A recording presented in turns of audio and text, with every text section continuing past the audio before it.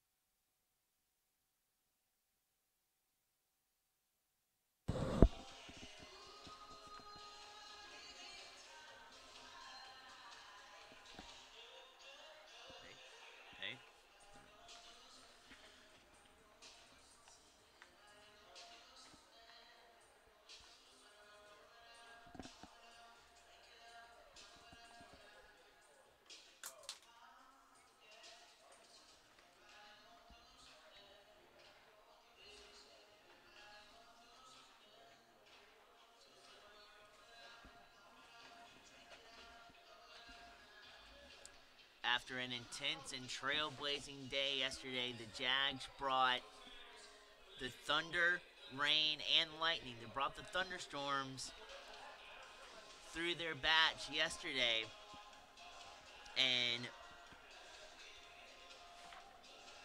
they came back with a vengeance after trailing 5-1 at one point in the game yesterday. They brought those thunderstorms back, and in an intense affair from 5 on,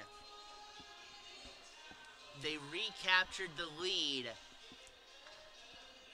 and garnered a victory here at Lake Olmsted in yesterday's affair.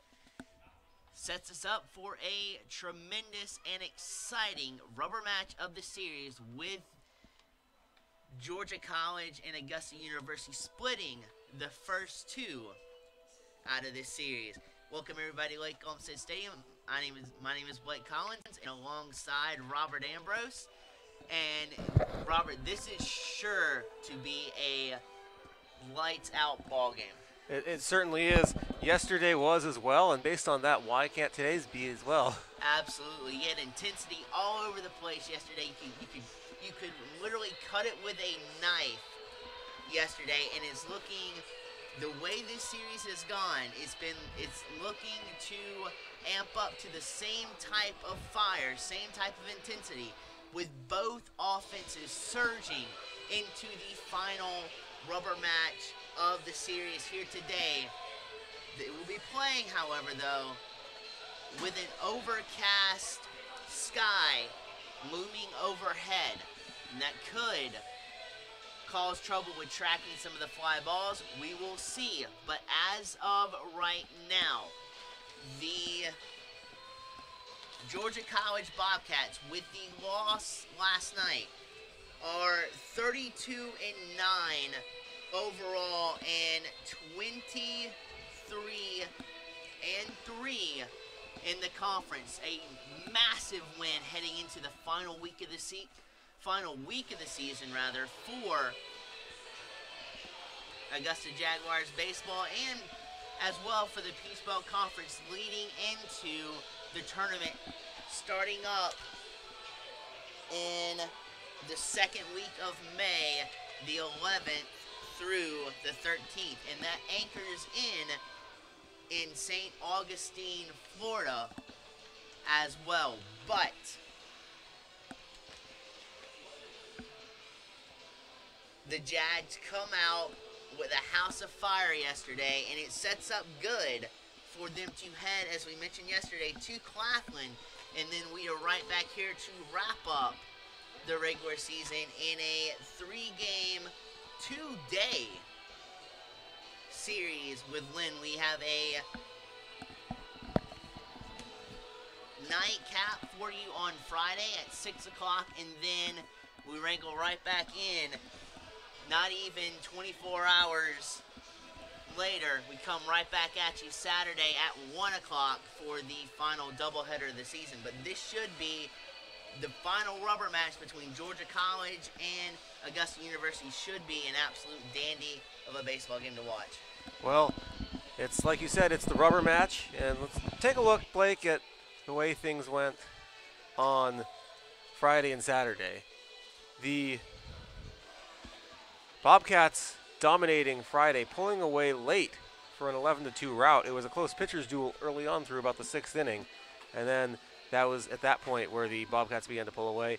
And yesterday it looked like almost the same thing up until about the 7th inning stretch, and that's when the Jaguars said, I don't think so. They turned it around, started to score, and they scored 3 runs in the bottom of the 7th yesterday to cut the 4-run deficit to 1, and then picked up right where they left off in the bottom of the 8th, scored 2 to take the lead, and as a result, and then not only that, they brought Zach Goebel, the designated hitter, out on the pitch the top of the 9th, and he got the save. Zach Goebel, what a player, a very versatile player. He's not a player of the week in the conference and region for nothing, I'll tell you that, Blake, and he showed why yesterday, and that closed out the Jaguars game. And because of the rally, the Jaguars didn't even have to bat in the bottom of the 9th. Yeah, and you want to talk about exquisite fashion. They played ABC baseball in exquisite fashion last night in that come from behind win. Get on base, move them station to station, and then anchor in, put down the hauls, and then stretch across those runs. A perfect day at the plate for the Jags as far as run production, and which sets them up really well for today's game. It is going to be a very hard-fought rubber match, and we'll have that for you right when we come back.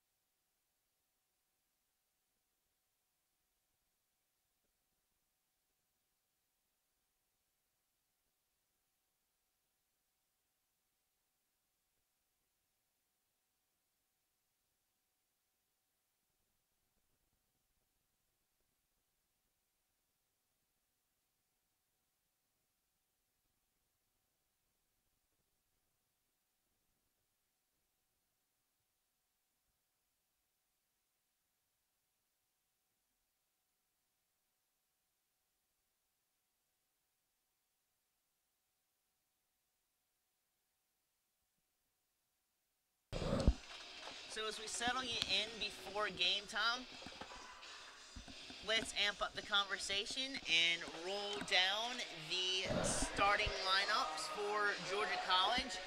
In the table setter position leading off is shortstop Cal Gentry. On deck will be Matthew Miller and the powerhouse Wesley Womack in the hole to lead off your top half of the first inning for Georgia College. Then it doesn't get any easier for Jay Penley here, because not only does he have to deal with Womack, who has one of the top 6 positions owned to his name in the batting average department. He's one of the leaders in terms of that department, followed by Nate Schmall, Brandon Purcell, who is deceptively quick for a catcher. You won't see him on the field, though, as he is in the designated hitter slot today.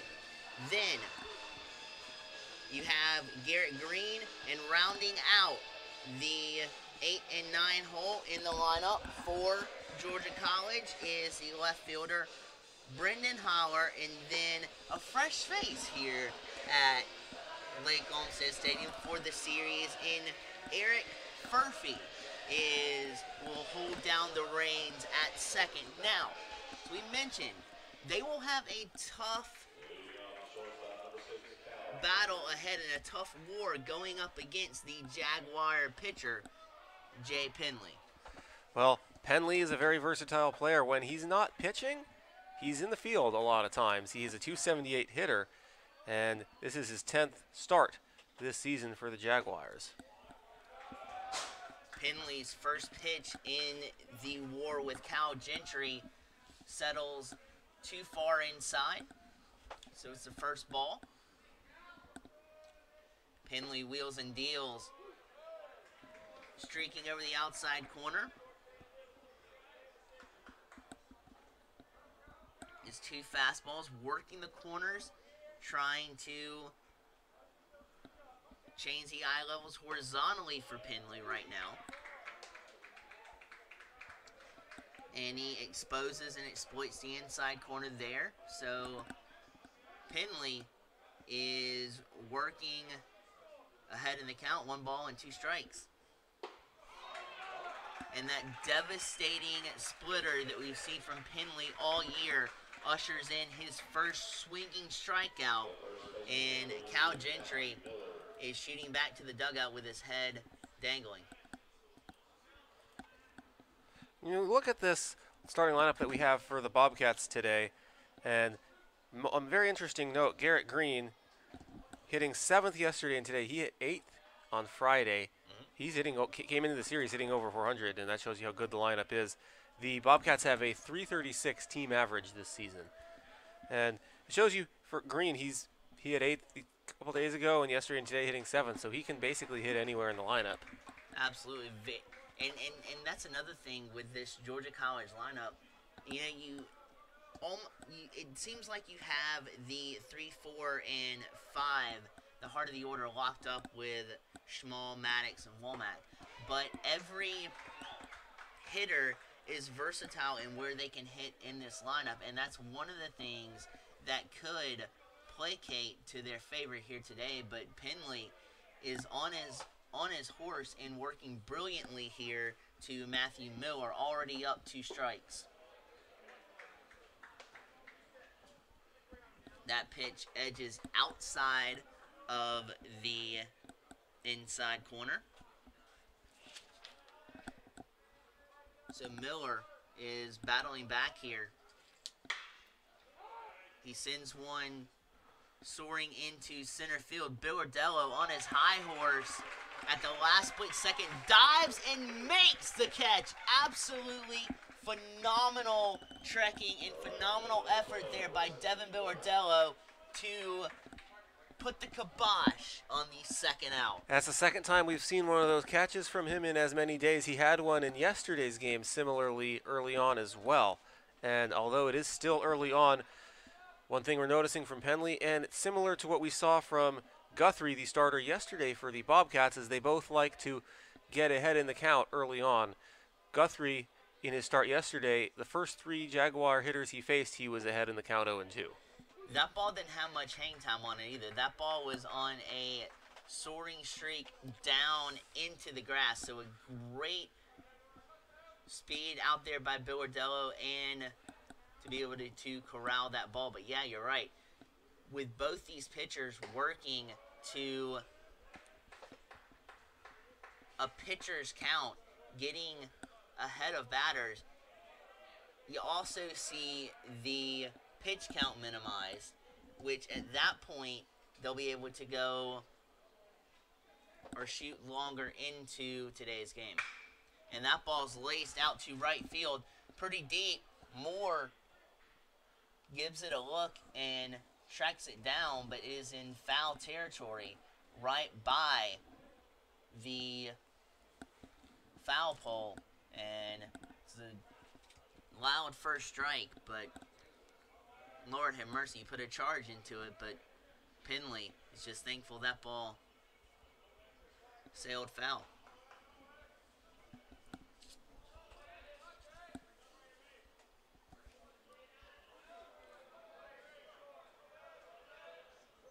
So Womack has quick hands through the strike zone. And that ball is rolled over the top of. First chance on the day for Jim Widener playing shortstop, and he makes it look flawless out there. Quick transfer, guns him down with the rifle at first base, and we are heading to the Jags half of the first inning. We're all deadlocked up at 6. It's a pleasure to have you aboard. Stay tuned for the ride.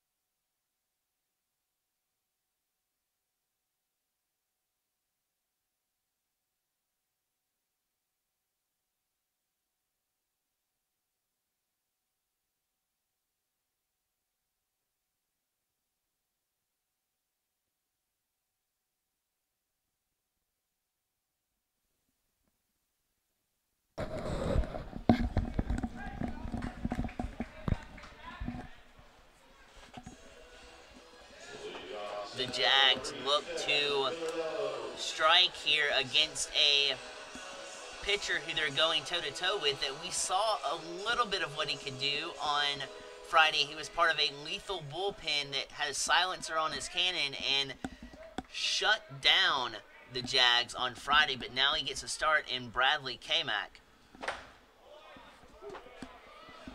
K-Mac delivers a first pitch strike right over the heart of the plate. You saw Bill Ardello make the amazing diving catch in the top half of the inning. In yesterday's game, it was in the first inning, as I talked about at the top of the broadcast, where he did the same thing. And yesterday it was the third out that he recorded on that catch, and it proved to be a good omen. He went 5 for 5 in yesterday's game with 5 singles. We'll see if it's a good omen here again today. He can pick up where he left off offensively. Looking to shorten up on his swing and try to exploit the sizable gap back behind second and through the pipe up into center field. That pitch he's a little bit tardy on, and he sends it foul back in the concourse area here at the lake.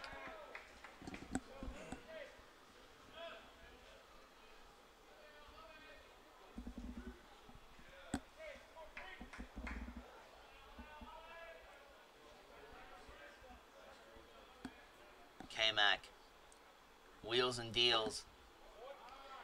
Fastball barrels outside of the outside corner. 2 balls and 2 strikes. Bill Ardello awaits. 2-2 pitch is served out into right field, where the clamp on the out is brought to you by Wesley Womack. And the first out is in the books. Womack for the Bobcats, he's one of those pitchers that can come into the game at any point. Friday he came in the 7th inning, pitched 3 innings, shutout ball in relief, and now he's starting today, 2 days later. Shows you also how much durability that he has. 2 days after he came in a relief appearance for 3. You would normally think you would get like a day or two rest outside of that, but coming back and looking to go at least 4 or 5 here to save their bullpen. It's going to be a task and a half for him, but as we saw Friday and as we're seeing here, he is completely and clearly up to that task.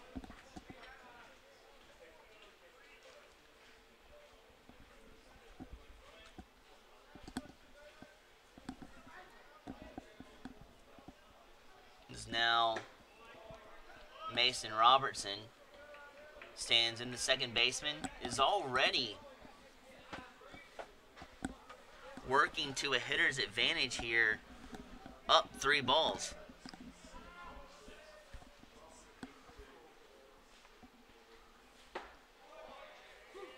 Thought it might have been a 4-pitch strike walk, but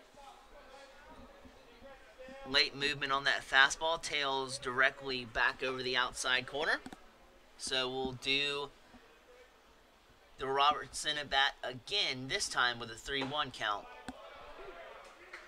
A little bit lower than the last location, but still in the strike zone.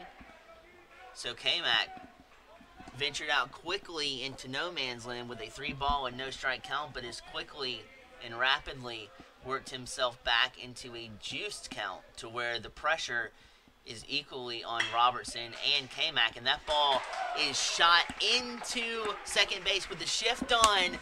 Gentry had a chance to field it, but he boots it out at second, and Robertson has himself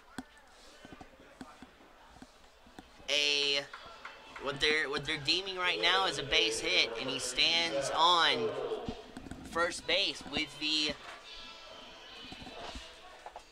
game's first run on the line. And now this is a guy you don't want to face with men on base, and Zach Goebel.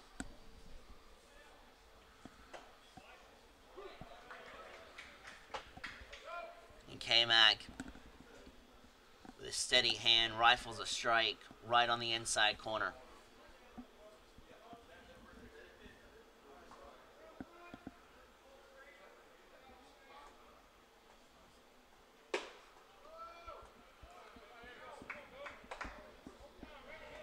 That ball kisses the dirt, so it's 1 ball and 1 strike.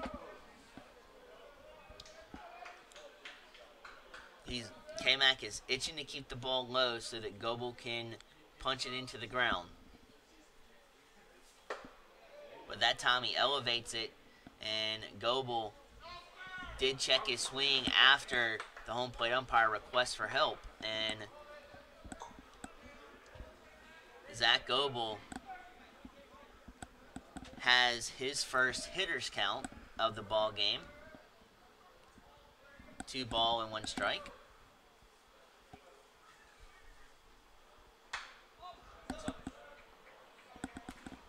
And that may be a Lucky Fan souvenir out in the concourse.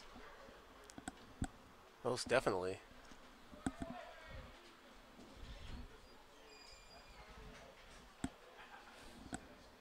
Let's not forget it was Goebel who yesterday he started in this same spot in the 3 spot as the DH yesterday, and then came on and saved the game on the mound in the 9th inning. Very versatile. As that ball's lined to right field, Robertson's trekking over to third base, so you've got a first and third situation now for the Jags with only 1 out, in an absolute phenomenal piece of hitting by Goebel. Didn't try to do too much, realized that ball was banking in on the outside corner low. He just put solid aluminum to it and shot it into right field, and then the speed of Robertson migrates him over to third base to where the Jags now are cooking with Crisco, with Harrison Moore, a consistent hitter at the dish to start off the season at the plate right now.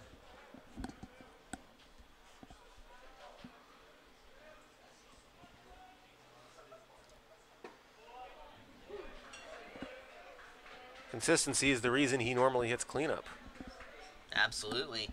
He's been in a slump, though, as of late, kind of striking out more times than you would like, but he looks to turn that around right here with Robertson 90 feet away. That ball is punched into the ground at second. They're not even going to test the waters on a double play as Goebel, a hit and run there, saves the double play and issues the Jags' first run of the game. Well, I don't think a double play was really an option if you're the Bobcats defense. It was too soft of a hit of a ball, and Furphy had to charge quite a ways into the infield grass before he was able to get a hold of that one. And by that point in time, Blake, Goebel was already all the way to second, and Robertson was already at home, and the only play was at first. So now here's a chance for the veteran for the Jags, Jim Widener, to unleash some damage here and extend this lead even further, as we've got 2 outs here, but a run off of that fielder's choice by Harrison Moore, and the Jags are on top 1-0. That was a hard-hit line drive foul that may have knocked a sign out of place in the stands.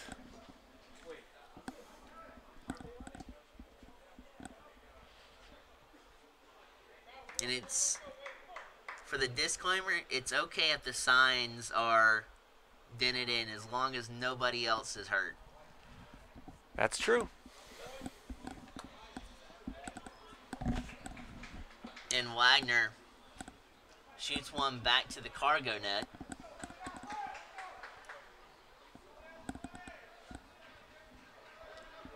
So he is trying to amp up his plate appearance here, but he's down 2 strikes.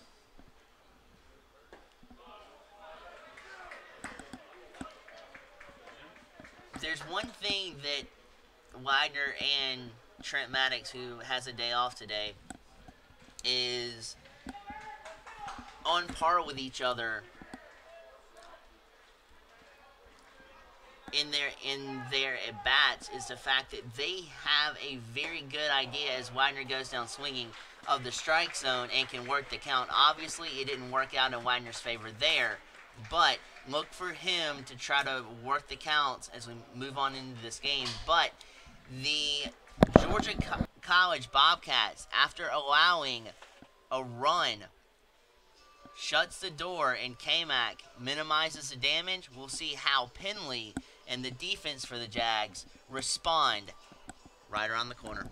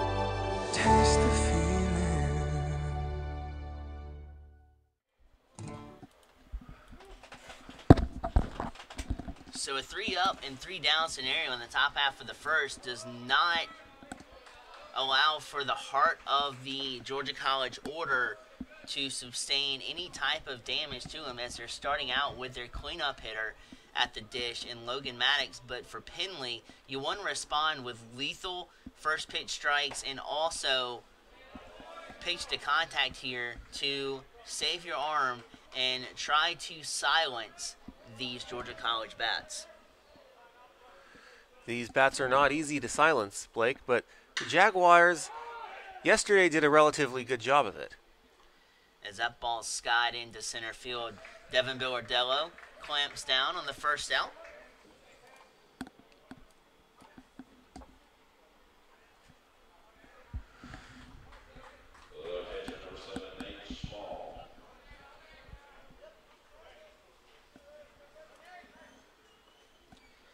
And then Georgia College brings up another one of their batting average leaders. Nate Small stands in at the dish. And he ganders at a pitch barely outside of the strike zone.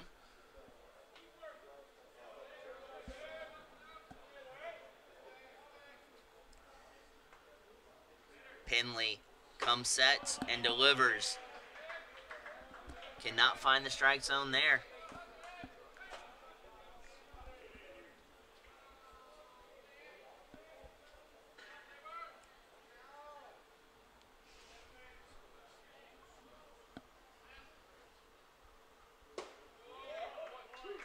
Buries a fastball right over the outside corner for Penley. But we've seen in this series, Robert, that the patience and the discipline of Georgia College has caused anarchy for Jags pitching this series. Small is looking to do the same thing here. Well, absolutely, and he has really been a big presence at the plate so far for the Bobcats in the series. Let's not forget the way he started the series on Friday. He came up with 2 out in the first inning, drove them both home with a double, set the tone for that game, as well as the first 6.5 innings of yesterday's game before the Jaguars turned things around. That's been like their MO, especially in the first game, was doubles central and doubles alley. They were cooking with Crisco with doubles all over Friday's affair. As Penley winds up, and the 2-2 pitch will remain 2-2 as that pitch is blasted back to the cargo net. And we'll do this one more time.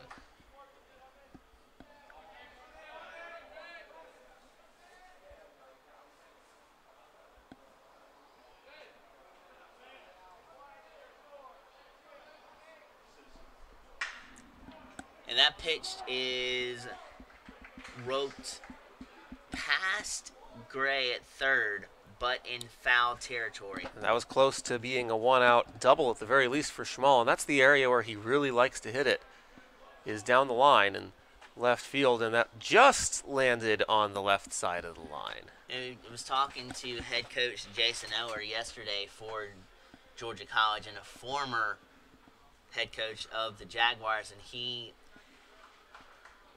we were talking about their approach, and that's something that he has expressed to them about going the opposite field, utilizing the opposite field approach, and creating the damage, because that displays that you are a very awesome all-around hitter when you can let the ball travel deep into the zone and then push it the other way. As that ball is launched beyond the dugout for the Jags. So it's another 2-2 offering on the way. And it also means that you're seeing the ball very well, too. And it's for a hitter, vision at the plate is crucial. Well, hand-eye coordination. Absolutely. And that's more important than the power on the bat, in a sense. If you can't make contact with it, the plate appearance is not going to turn out the way you want to. Doesn't matter how hard you swing. Absolutely. As that pitch is struck through the infield, up into center field, and Schmal, after giving Penley a good skirmish up at the dish, comes through in a big way for Georgia College to have a runner to maybe tie this ball game up.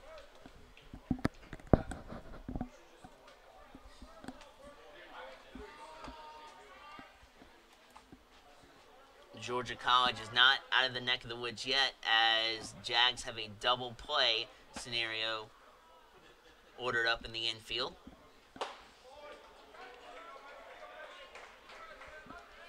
As Penley delivers that ball just a touch high.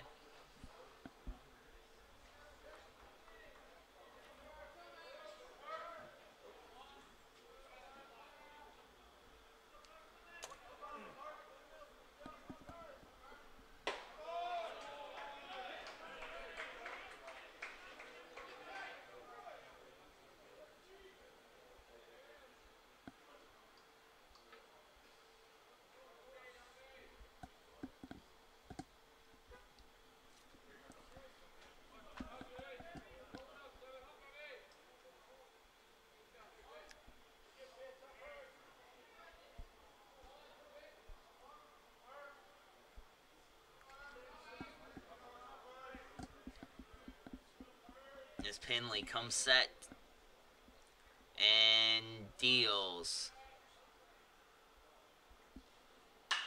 And that ball is skied out into left field.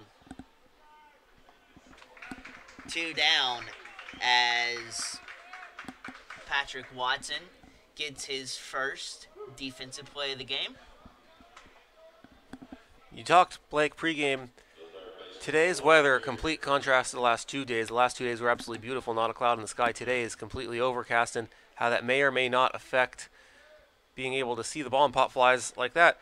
No issue for Patrick Watson at all on that Absolutely. one. And interestingly enough, because of the overcast, even though it's not even 1:30 in the afternoon Eastern time, the lights are already on here.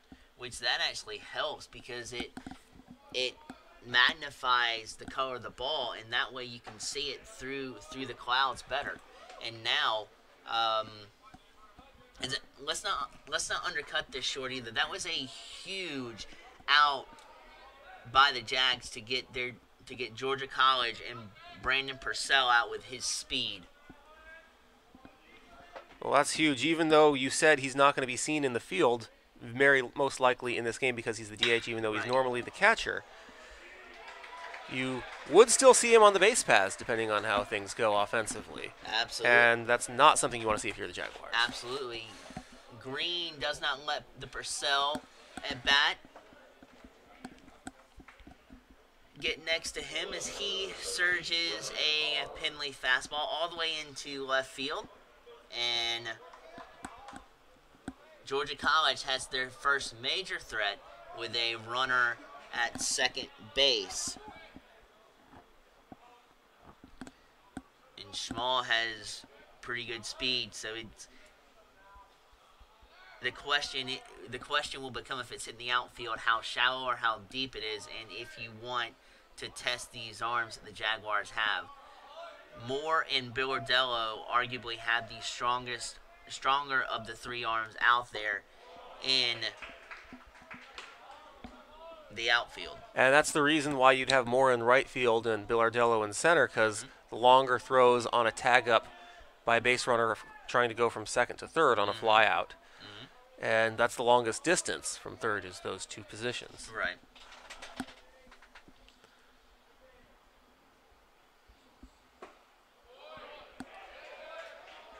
Penley cannot secure the first strike there. There are 2 outs in the inning, but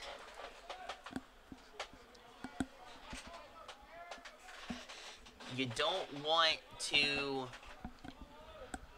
throw like a get me over fastball or anything like that to where Georgia College can handle it with ease here from the bat of Brendan Holler. You want to try to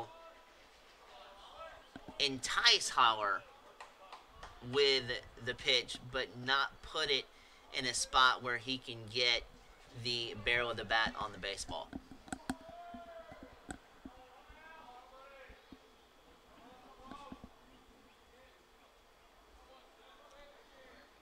And Holler's looking to try to get Penley to elevate the pitch, but Holler does his job without even taking the bat off his shoulders, moving up.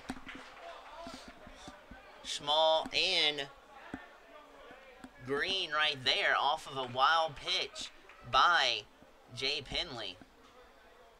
The splitter just had too much bite on it, and Alford, as good as he is at blocking, he did the best he could there, but he could not shift his weight fast enough to block that ball.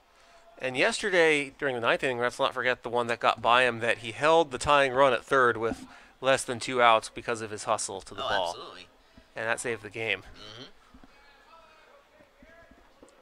He is critical for the Jags on defense behind the plate. So Penley loses Holler there, and the newcomer that we've seen in the Bobcat lineup, Eric Furphy, has a chance here to really strike gold and maneuver Georgia College back in the lead.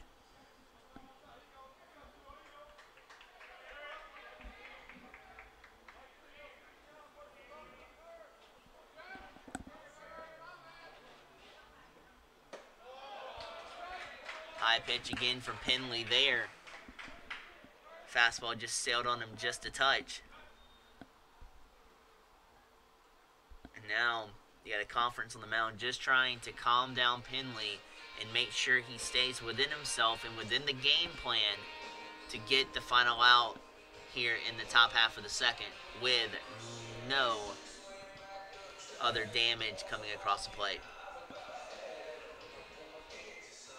Well, there's no way to put Furphy as Penley suddenly struggled to find the strike zone. He lost Haller on 5 pitches and already behind Furphy, and you certainly don't want to lose him in this situation. You don't, if you're in the infield, just treat it like there's nobody on. There are 2 outs, just find a way to get the easy out, and you have several options to do that. And see, that's one of the reasons why it is, pitching is such an art form in and of itself, because you only have upwards of 6 pitches to utilize with no foul balls to a hitter. Because on a 3-2, if you go 4-2, you're walking. Exactly. So you've got 6 pitches to utilize in your arsenal to try to get the batters out. And there are times when you go and try to carve them up with exploiting corners and mix and matching, but there are also times like you would love to see here where you just pitch to contact and try to get out of this inning. That's why pitching is such an art form, or one of the reasons why. Well, and if you're behind in the count and you try and paint the corners, there's a risk factor as well. Oh, absolutely, and especially in this type of situation because a walk means a run. It does. And it'll also mean we flip the lineup card to the top of the order. Which you don't want to do because looming No, you don't. in the hole, it's the 3-man and Wesley Warmack. And that ball's popped. Which one wants it? Gray takes charge on it, and the inning comes to a close. So the mound visit works brilliantly for head coach Chris Howell and the Jags with Penley on the mound, getting the pitch when he needed it the most to get a pop-up in the infield to secure no damage in the top half of the second. The Jags look to extend this lead, and the way that half inning went, it looks like they might need it, but they look to spring on out to a multi-run lead. We'll see what happens.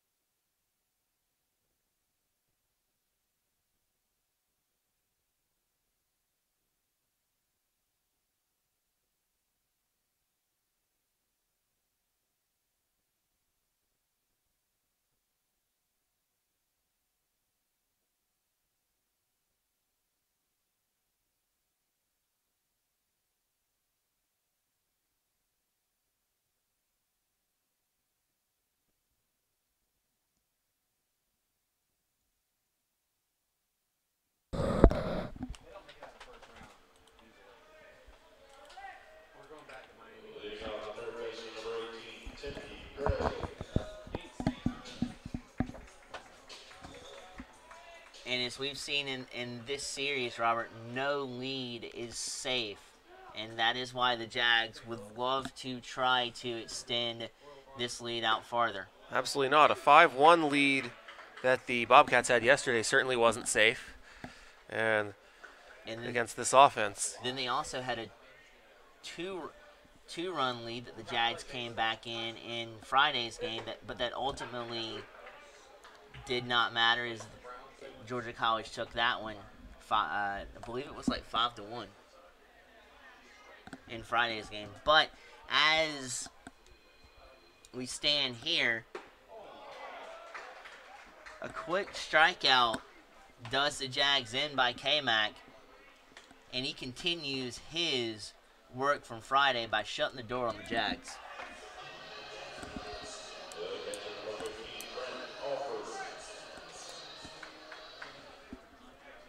Brent Offer now shoots into the box.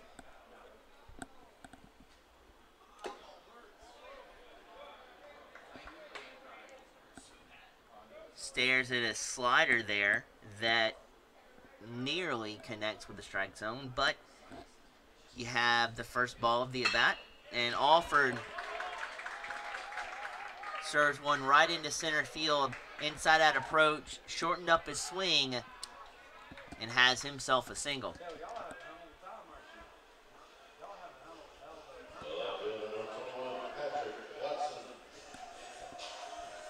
The Jags did accumulate one run on a fielder's choice back in the bottom half of the first inning from the bat of Harrison Moore. Mason Robertson was on third, I believe, and then Goebel got him over to third off of a single, and Harrison Moore comes right back in and secures the first run off of fielder's choice. So now, Patrick Watson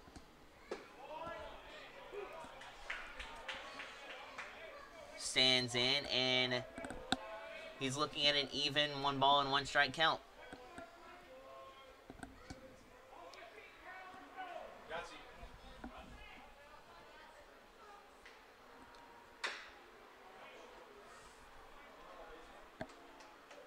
Looks to try to get a base hit off that pitch, but it's way out in front as K-Mac took some serious velocity off of that pitch, and Patrick Watson winds up chopping it right on the plate.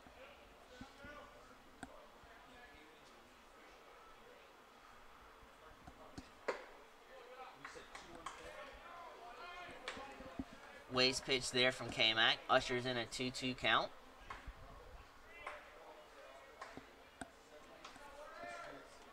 You've got a runner on with one man out for the Jags here in their second.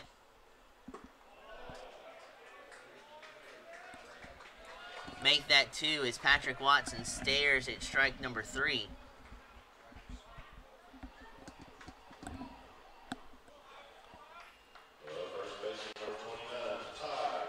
And now, if the Jags are going to penetrate through the scoreboard here and tack on more runs, it'll be up to the bat of Ty Hobbs.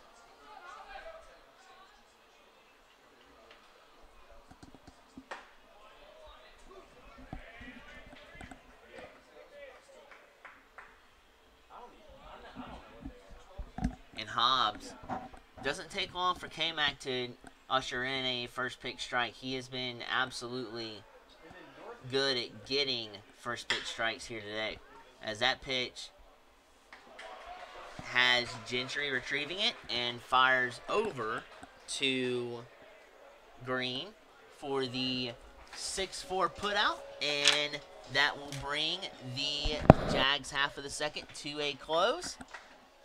We got a dandy of a ball game, folks, and we're just getting started. Shoot on back to see what happens.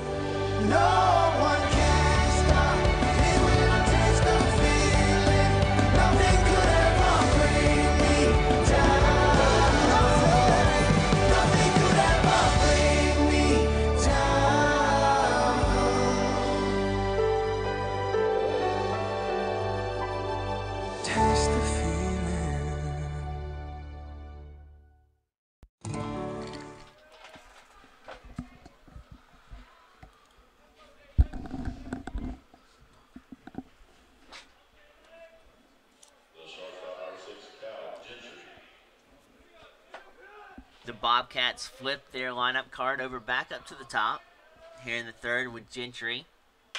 Table setting it off.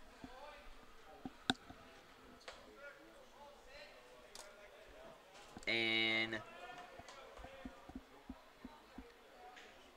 he lines one over past the Jags dugout. Foul. Putting good aluminum on it, sends it out into left field. Another chance for Patrick Watson. And just like that, off of 2 pitches, out number 1 in the third is obtained.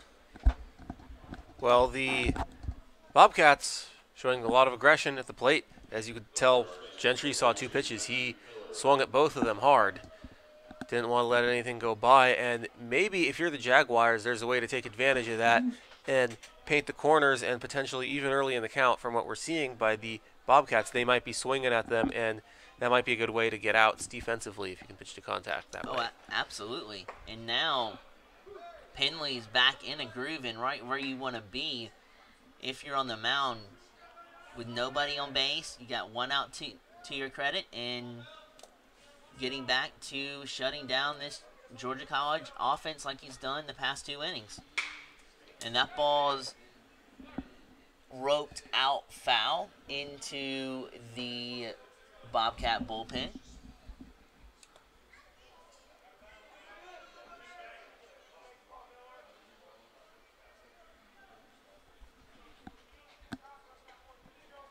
Penley's trying to strike out Miller. Miller has 2 strikes on him. Pounds that one into the ground. Widener, again, another chance to display that cannon. Man, oh man, from the third base side of the diamond, whether you put him at short or whether you put him at third, he has the ability to have an arm like, kind of like a Rafael Furcal in a lot of instances on the diamond from the third base side.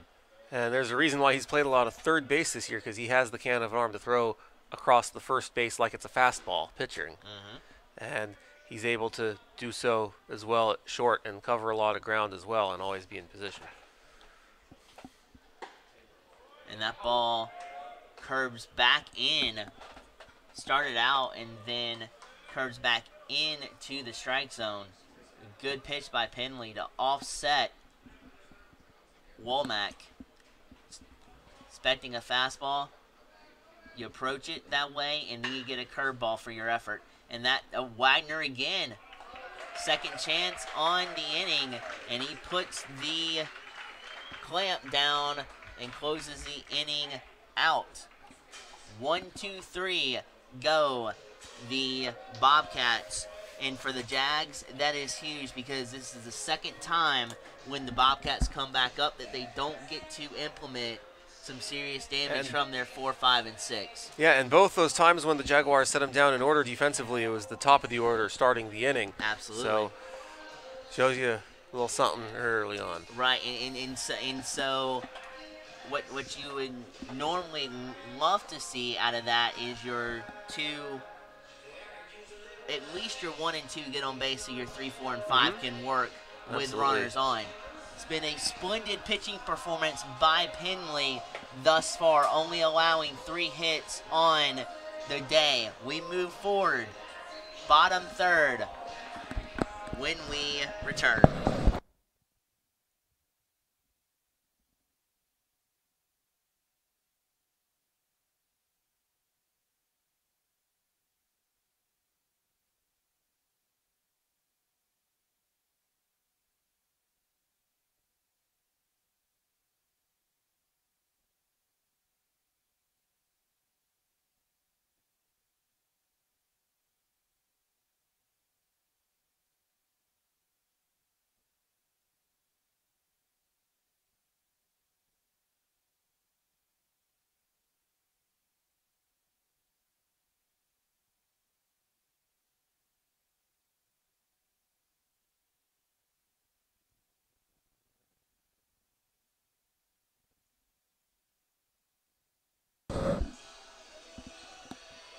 Ladies and gentlemen, we've got a good old-fashioned Georgia pitchers dueling between the Georgia College starter, Bradley Kamak, who's on the mound and delivers to Devin Billardello the first strike of the at-bat, and Jay Penley, who you last saw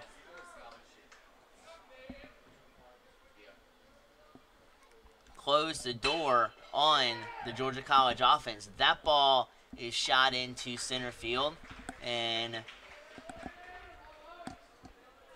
Maddox has his first chance here in the fourth inning, or bottom half of the third, rather, to garner the first out.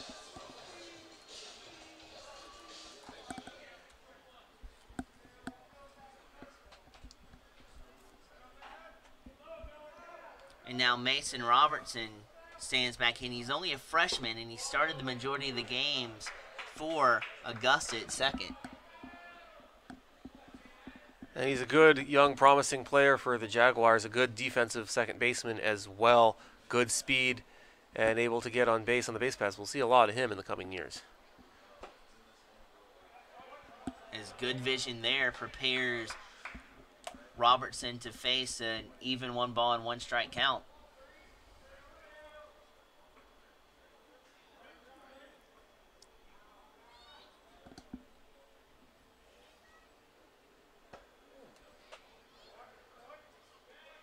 A good bite to that slider, sliding back, but it cannot connect with the inside corner. 2 balls and a strike.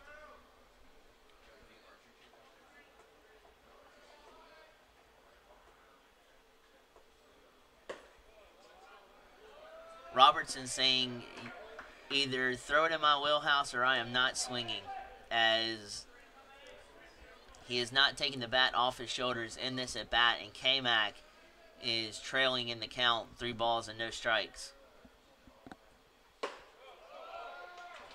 And rightfully so. Robertson never really had any real pressure to a reason to protect the plate when he's ahead in the count, and he takes advantage of that and turns into a walk. On a 5-pitch account for Robertson, same type of scenario we had in the first inning unraveling here for the Jags when they accumulated their first run of the game. And that is the score total thus far. We'll see how it plays out with Goebel lining out to right field to maneuver Robertson from first to third, his first at bat.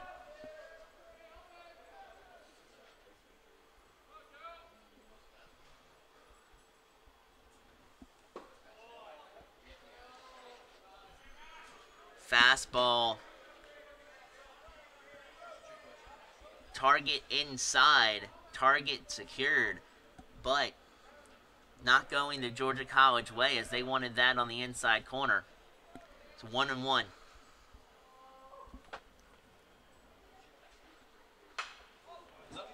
Goebel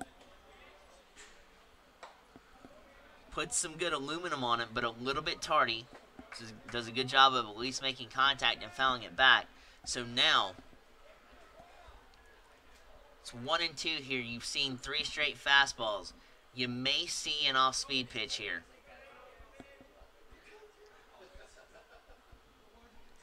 Kamak decides to go with a fastball just up this time, and Goebel shoots the bat under it and pops it up to second base, to where Robertson has no chance to advance.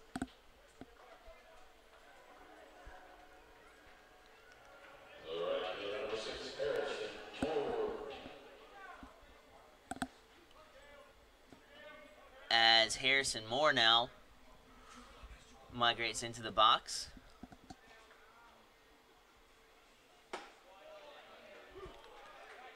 Strike, covering the outside corner.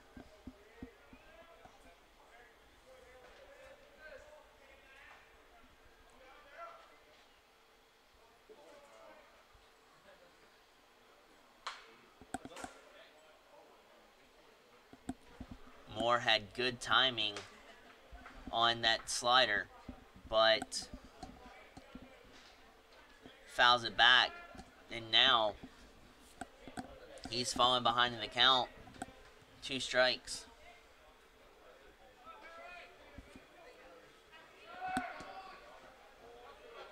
And that ball squirts away from Schmall. But Robertson, realizing how fast Schmall pounced on the ball, didn't want to run himself into out number 3 at second, so he stays put at first base.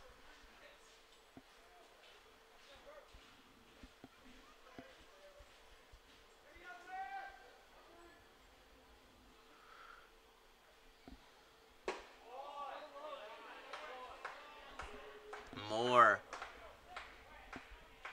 very exquisite vision on a tough pitch to take. Settles in for ball 2. And digs in now for the 2-2. K-Mac. Moore fouled right back over to the Bobcat dugout.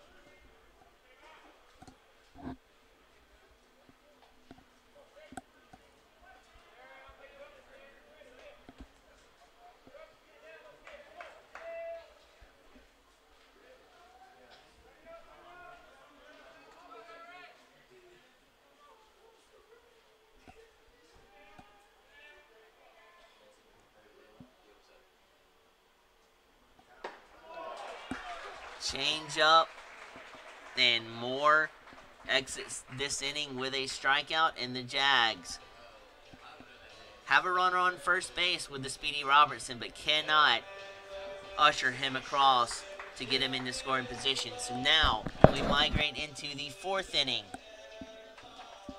Folks, you love pitching. This is definitely a game you will enjoy. Come on right back with us for the 4th.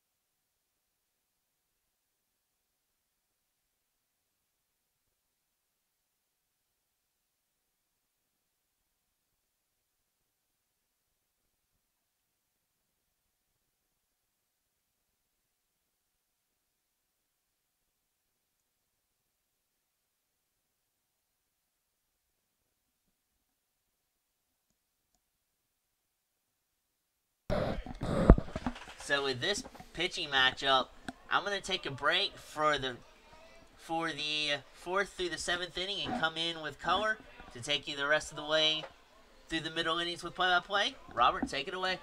Thank you, Blake. It will be Logan Maddox leading things off for Georgia College. In the first pitch he sees, he looks at a ball, 1-0. The Jaguars lead the Bobcats 1-0 here in the top of the 4th inning. They scored their 1 run on an infield sacrifice ground out in the bottom of the 1st. That's lined in the air to left field. Patrick Watson goes back to the track at the wall, and this ball is crushed and gone. A solo home run for Logan Maddox, and just like that, we have a tied ball game at 1. One pitch, Penley elevated it, not high enough to challenge to go upstairs on a high fastball to get a swing through. Elevated a fastball right at the letters, and Georgia College just feasted on it and attacked it, and they have tied this ball game up. If you miss your spots against this offense of Georgia College, you're going to pay. And Maddox made Penley pay on that one to tie the game just like that. He hit it to left field. It was a line drive rocket. And in the area where Patrick Watson has excelled so far in this game, catching several high pop flies, Schmall pulls back after showing bunt, and it's a ball 1-0. And this one just got enough carry with the wind taking it over the fence for a big-time home run to left field. Yeah, tying the game. that Longo Bongo didn't leave any hang time to it whatsoever. As that was a couple of seconds, and you could see it go over the fence. And that's line to center. Is the catch made by Bill Ardello? It is! Another outstanding diving catch by Bill Ardello, his second today and his third in 2 games. His range out there in center is impeccable. He gets a very good first jump charging in, and with the wind not as apparent as it was yesterday, dying down a little bit today, it was even more crucial because the wind did not hold that ball up. So he had to get a very good first step jump and then charge in like he was on his racehorse coming in, and then dive at the last second to make the phenomenal catch. Absolutely props and tremendous effort out there in center field by Devin Billardello.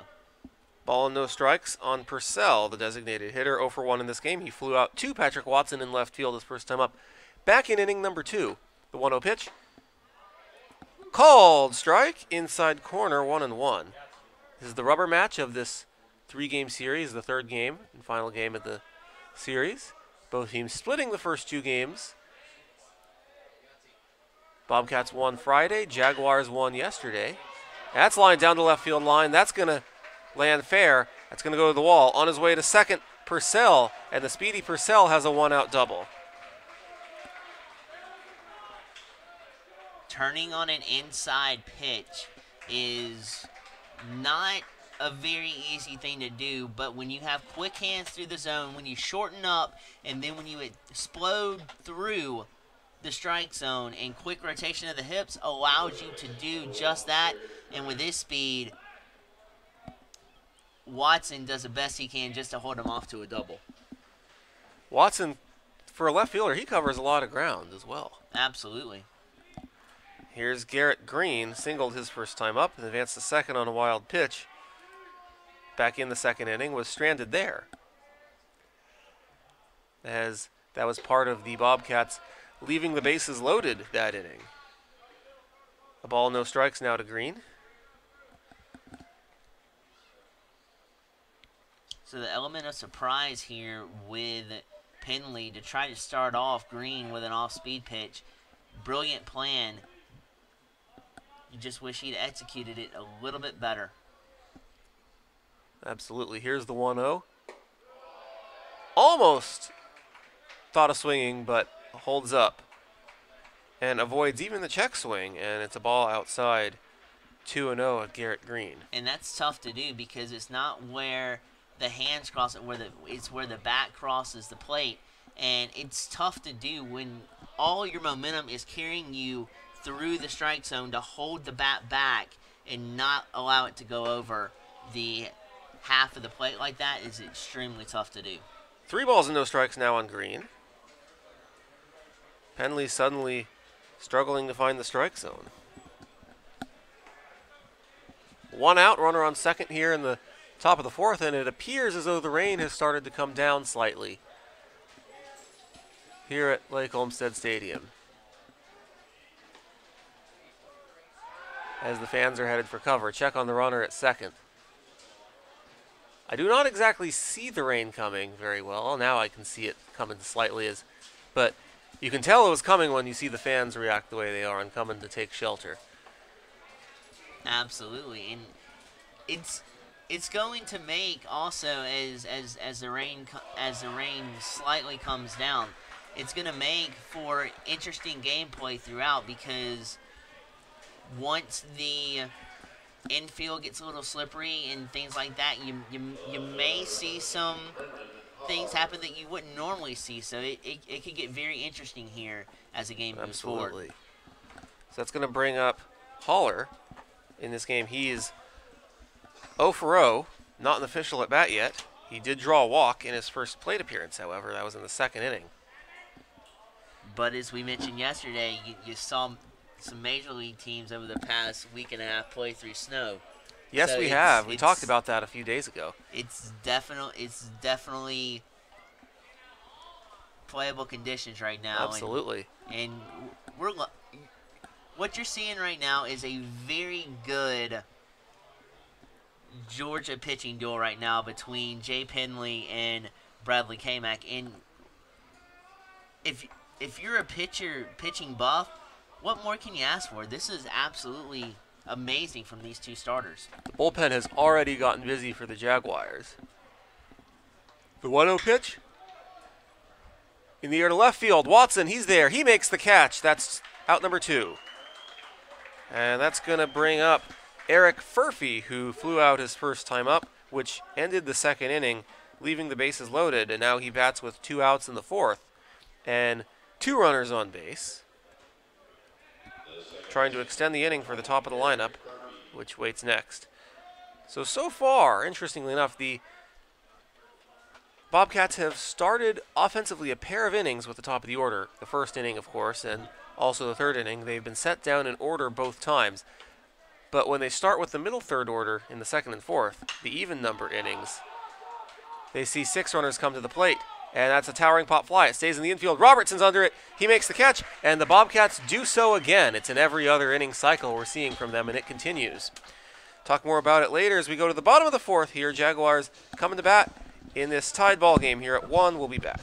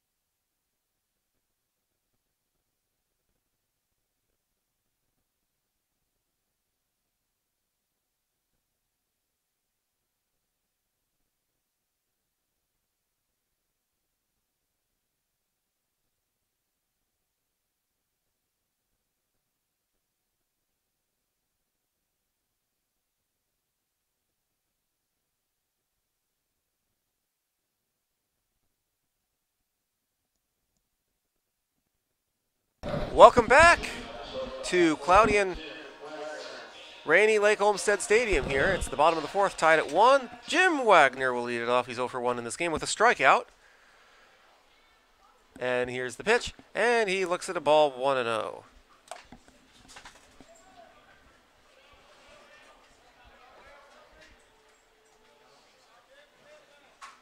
Ball no strikes here on Jim Wagner. The Jaguars starting shortstop, normally the third baseman, however, this season, and he lines one foul down the right field line, 1-1. He played a lot more shortstop in previous years and then began this season as a shortstop and then was moved to third base where he became the primary third baseman earlier on this season, and now he's back at short here today. Yeah, he's just playing a great versatility out on the diamond, and he has an outfielder's arm as he's been playing outfield for 3 seasons for the Jags, and then coming into the infield, it adds an extra layer of versatility because he can make the long throws from the edge of the third base grass over to first base if he goes in foul territory and catches it in fair territory, or edge of the shortstop fringe grass out in shallow left field. He can make that throw to first base on a line strike, so it adds an extra layer of versatility that the Jags have utilized to perfection with Jim Wagner. Wagner with the green light on 3-1, and he fouls it back to the screen. Count is full, and this is another at bat in which Wagner works the count deep. And not only that, but this is the first year we've seen him play the infield. At this level, he has done a magnificent job acclimating himself to how fast the game is being played at this level.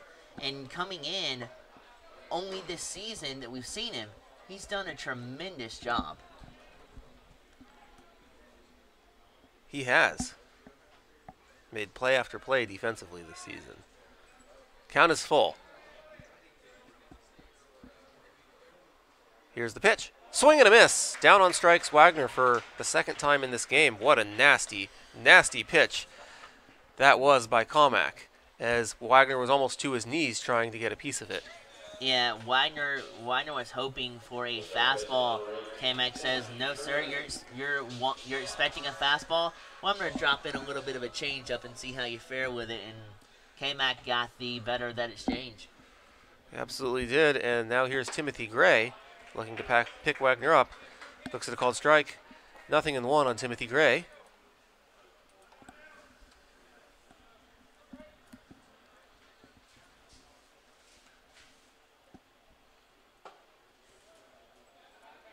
And he looks at a ball there, 1-1. Each of the first two games of this series, as well as today's game, started out looking like a pitcher's duel through the first 5-6 innings. So far, same case here tonight. And then it was after that in each game where the offenses, most notably for the winning team, Jaguars yesterday, Bobcats on Friday, began to change the complexion of the game. Yeah, it was almost like the offenses for both squads on their respective days had a belly full of being basically controlled at the plate. And when you have extra motivation behind you to spring out and capture leads and get runs and play ABC baseball and everything like that, it does put an extra motivational factor to you to get victories when you may think it's not possible. It absolutely does. It did yesterday for the Jaguars. In the overcoming of a 4-run deficit in the latter innings. As Timothy Gray is on with a single to the right side. Gray was the hero of yesterday's game, and he picks up right where he left off with another single. With one out, here's Brent Alford, another hero of yesterday's game. Alford looks at a strike, 0-1. Gray led off the 7th and 8th innings with singles, and each time came in to score, and those were both catalysts for big innings each inning. As the Jaguars trailed 5-1 at the 7th inning stretch yesterday, and he led off with a single, and that scored one of 3 runs that inning to trim the deficit to 5-4, and then did so again in the 8th, scored the tying run, and the Jaguars ultimately took the lead that inning and hold on to win 6-5. Yeah, the implementation of baseball strategy, especially for both sides, has been money with having the opposite field approach, and that's where a lot of these hits you've seen this series are coming from. Having that wherewithal to not pursue the ball, let the ball trek into the zone a little bit farther, and then strike it, and then it's worked out brilliant for both sides. Absolutely. Gray with a stolen base to his credit, in addition to his single this inning. He's in scoring position with one out. The 1-2 pitch to Watson, popped up right field, and the catch is made for out number 2. Gray tagging, Gray running, Gray safe at third on a sacrifice fly by Alford 2-away. That is what speed can do. It wasn't hit very deep in right field, but the speed of Gray, because remember, if you leave even a step early, they can contest that and it would be an out. But the ability and his speed to tag up right when he catches it and not even get a contested throw over to third base and make it safely shows you how much speed Gray has motoring 90 feet to each base. It absolutely does. And it's like being at the plate. You got to be patient and wait for the ball to land in the defender's glove or for the ball to hit the ground before you can take off. Absolutely. And, I mean, because if you leave a step late and they appeal, you're out. Obviously, you got to be patient. It's just like when you're a hitter, you got to be patient as well. Absolutely.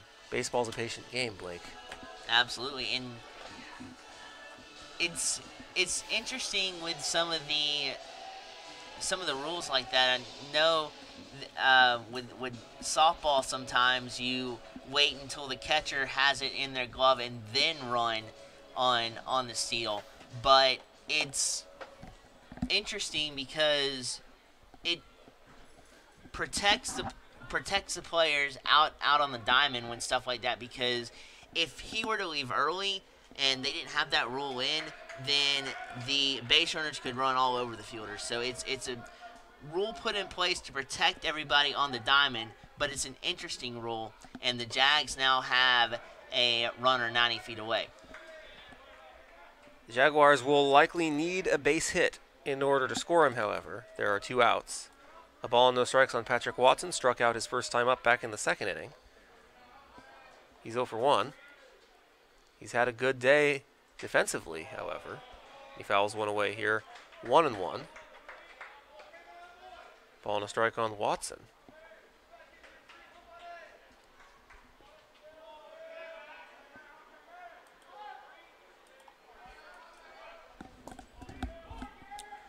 Ball and a strike, 2 outs, runner on third. Tied game here in the bottom half of inning number 4. The wind, in addition to the rain picking up, and the 1-1 pitch is a called strike 2 on the inside corner. 1-2, the majority of the crowd thought that was a little inside, but it was just on the inside corner, a called strike, 1-2. And Watson had no choice but to take, because that was too far inside, and if he'd have tried to swing, he wouldn't have been. If he'd have tried to have swung on that pitch, he wouldn't have been able to do anything with it.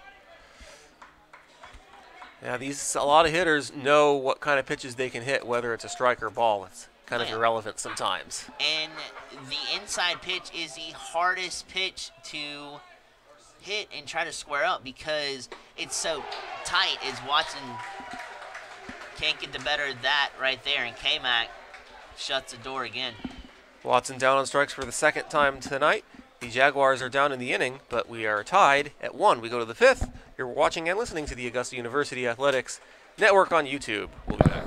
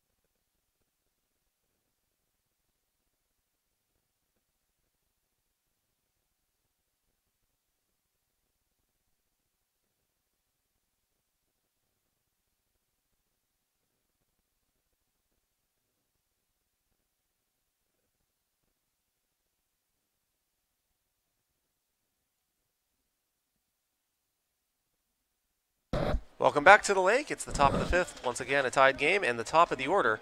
To start the top of the 5th here for the Bobcats, Cal Gentry will lead off an inning for the 3rd time today, as he looks at a ball thrown by Jay Penley, 1-0. It's been a very interesting pattern in this game so far. It's a tale of odd and even innings offensively for the Bobcats. The 1-0 pitch.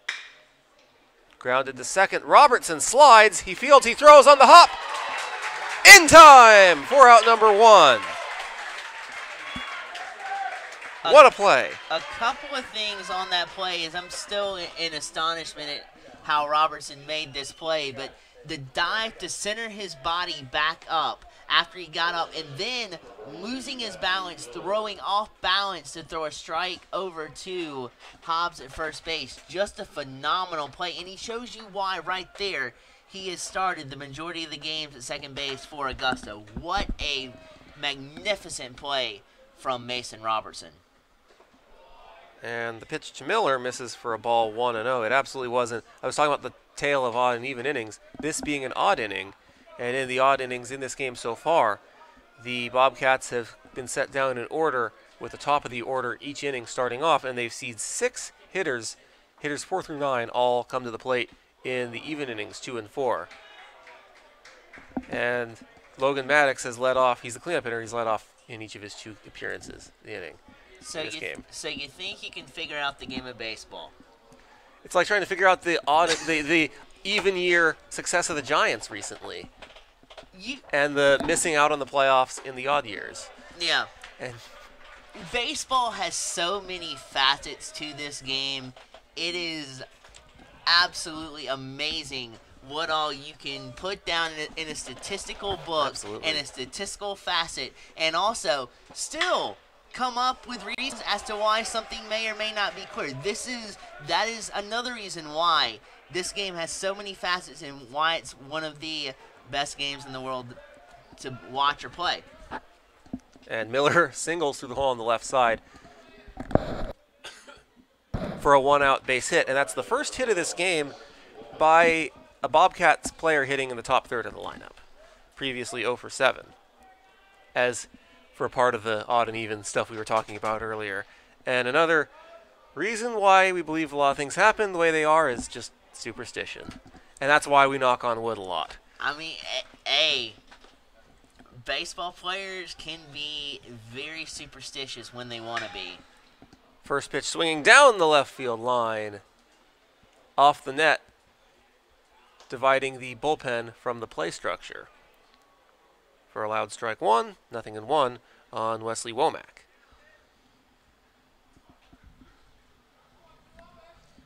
And another thing, too, is 8 times out of 10, you'll see something new that you've never seen before in a game of baseball. 8 times out of 10, so that means most of the time. Right. Whether it be a small something or whether it be something that comes up huge in the game. There are many of times in roughly 24 years of watching baseball and being a fan of this lovely sport as long as I can remember and studying this game. For me, I've always seen something new.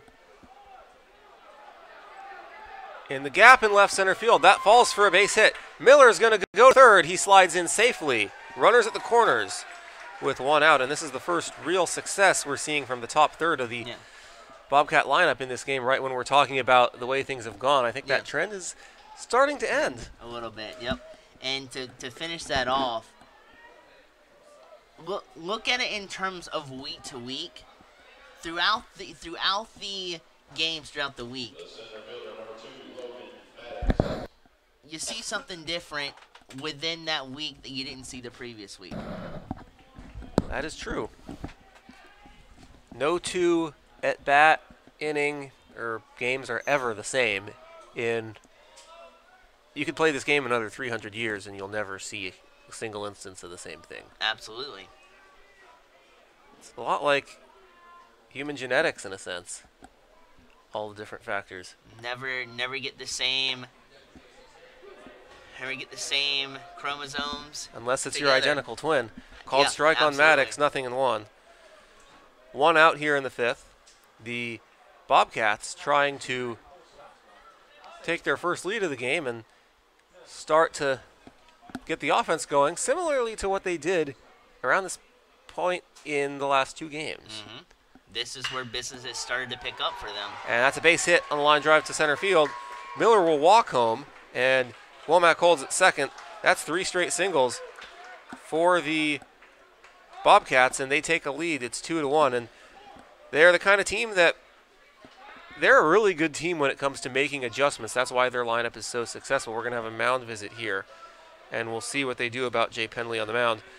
The reason they're so successful is they have been, and it showed this weekend, they're really good at making adjustments and getting to a starting pitcher when they start to tire and forcing the opponent to go to their bullpen and wreak havoc. Whether that's discipline, whether that's shortening up on your swing, not to put too much power behind it and just get a base hit out of it, or being productive small ball, ABC baseball, or like we saw earlier, jacking a ball out of here. All facets of the offensive game for the Bobcats are cooking on fire throughout this series, and lends to a pretty strong reason why they are, what we said at the top, 23-3 in conference and 32-9 overall. And that's all the way through